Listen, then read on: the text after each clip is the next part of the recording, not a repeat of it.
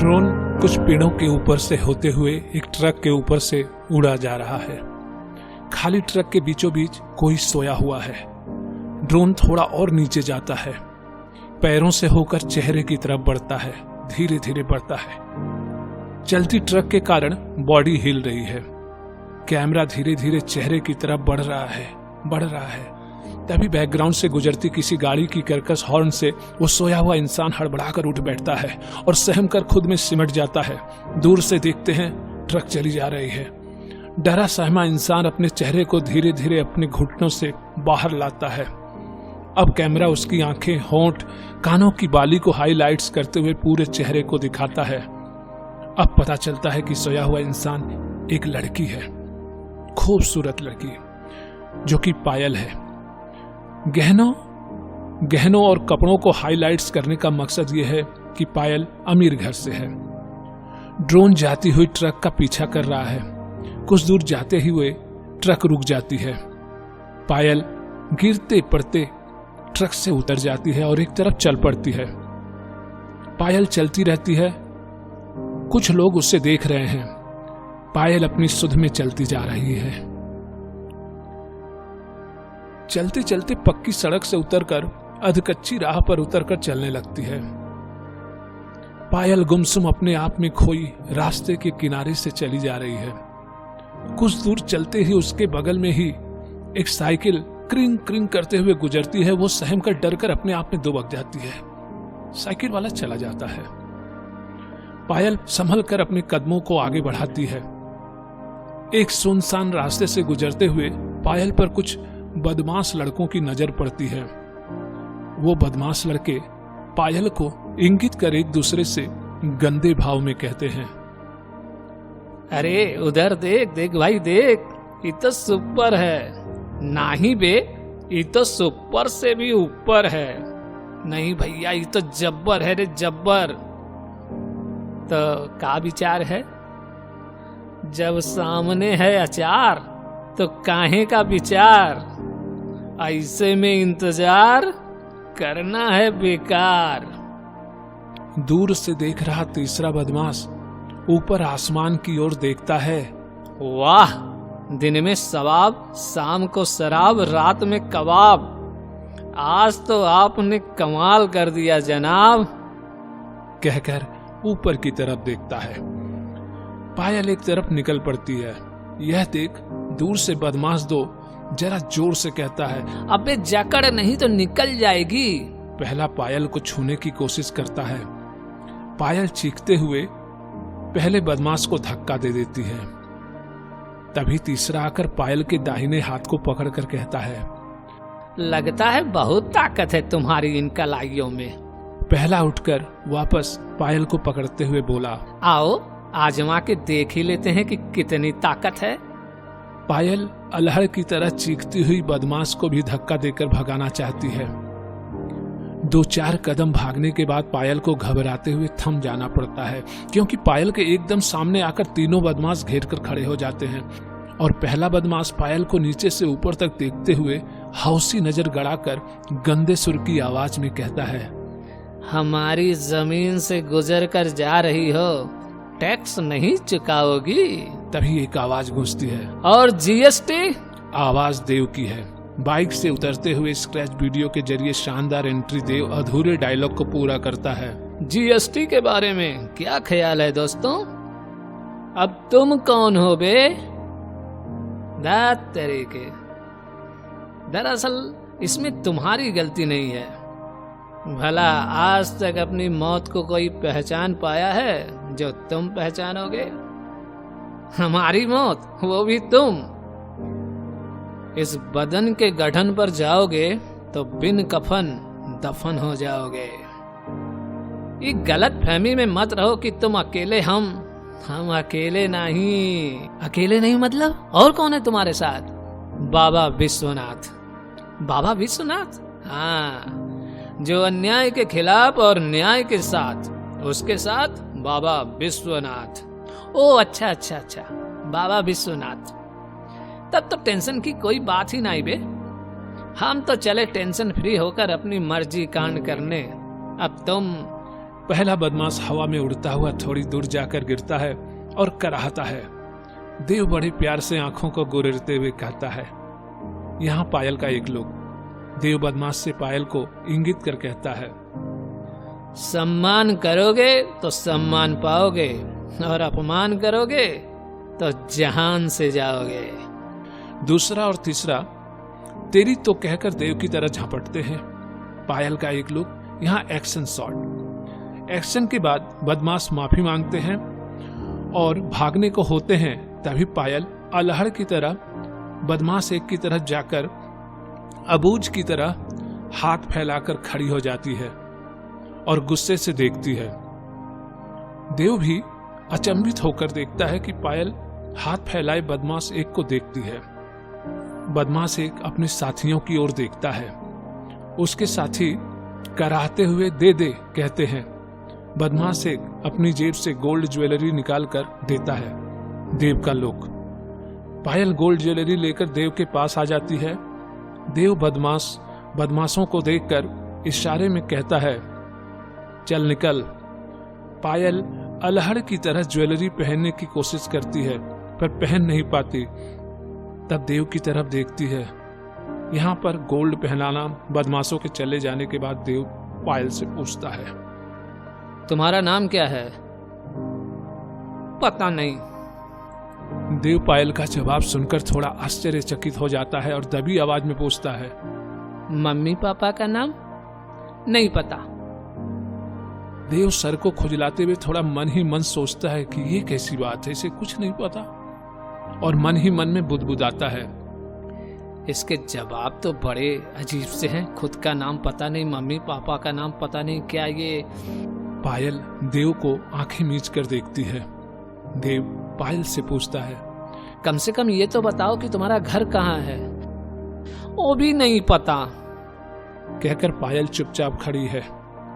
देव कभी पायल को देख रहा है, कभी इधर उधर देखकर कुछ समझ नहीं पा रहा कि क्या करे। थोड़ा खींचते हुए कहता है, तुम्हें तुम्हारा नाम, मम्मी पापा का नाम, यहाँ तक कि तुम्हारा घर कहाँ है कुछ भी नहीं पता, तो पता क्या है? पायल पेट को पकड़ती हुई कराह कर मासूमियत से बोली, भूख लगी है। पायल की आवाज में दर्द था।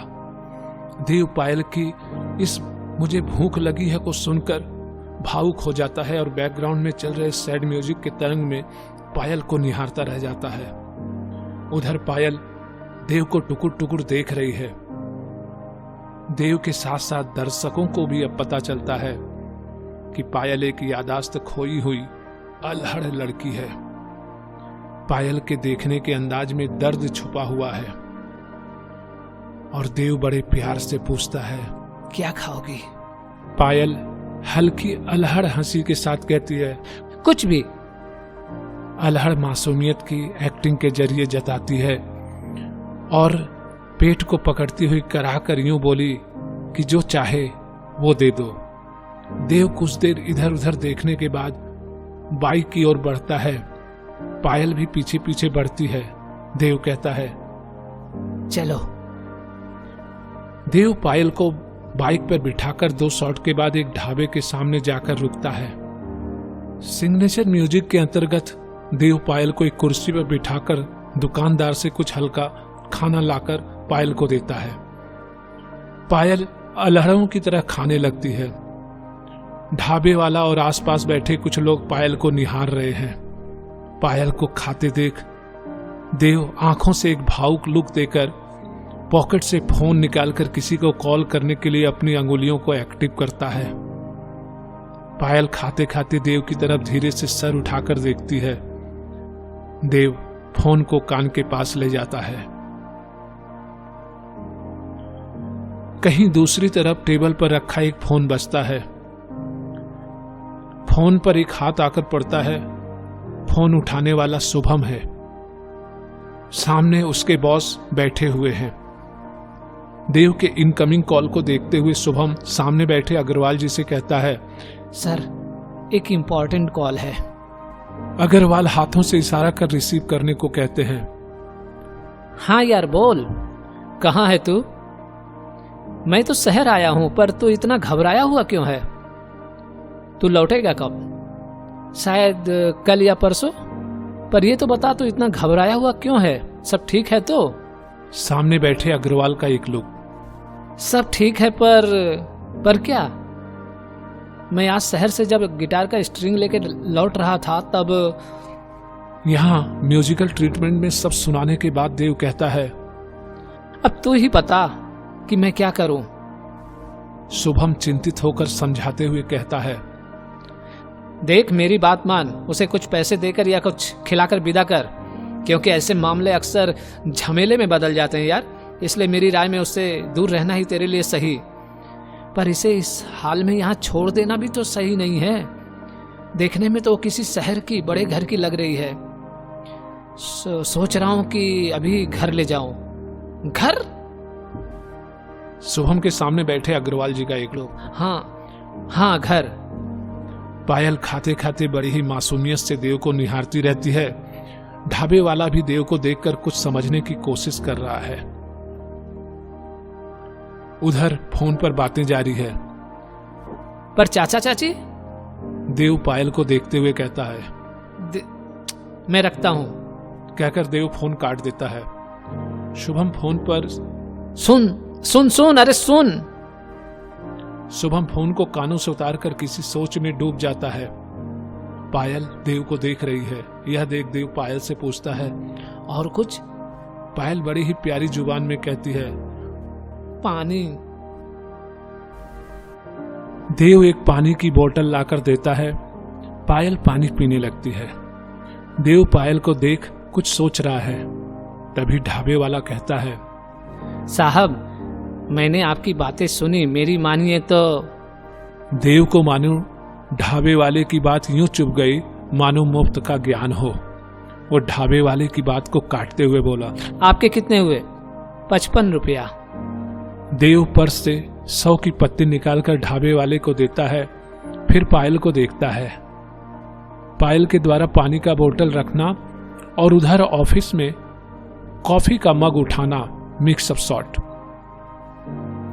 Office boy coffee mug Shubham के सामने रखता है। शुभम ऑफिस बॉय को थैंक यू बोलता है। Thank you.